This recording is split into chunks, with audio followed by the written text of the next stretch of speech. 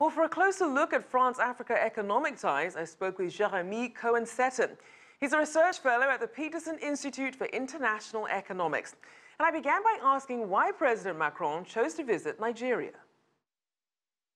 Well, I think you hear a lot of talks about the fact that as a graduate student from the elite school for French civil servants, he went there to do a 6-month internship in Abuja at the French embassy. But I think it goes much beyond that. I think in this within this framework of a European/African relationship. Obviously, you want to have a strong African Union, and you need Nigeria as a central player if you want to move relationships to that scale.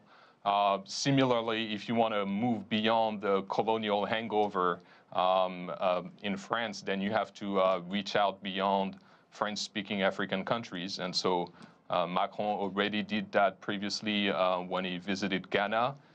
He did that also when he received President Paul Kagame of Rwanda, and so I think he's following up on this approach.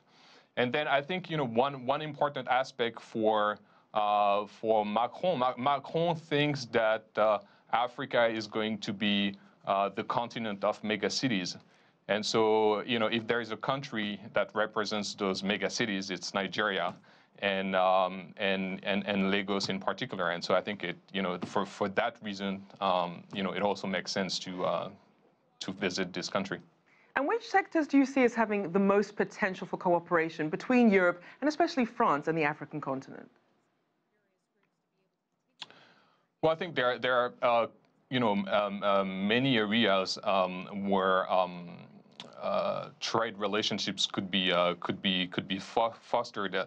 There was a Vedrine report in 2013 that was calling for doubling trade between France and African countries. And if you look at the market share of French firms, I think it's about 15% in French-speaking Africa and about 5% in other countries. I think beyond that, the approach that Macron wants to take is that there are new sectors, new trade opportunities, that are shaping up, and that are not just the historical traditional ones between the big French firms and the African governments, but rather that you can have a network of small and medium enterprises that would trade between each other, from and in the two continents. And so I think this is clearly the case in the movie making industry, in the cultural industry, but also in digital media. So I think there is this idea that there are much more sectors where trade relationship can be strengthened than the traditional ones. And just quickly, if you had to name the top challenge that you see in developing closer ties between France and Africa, what would you say that is?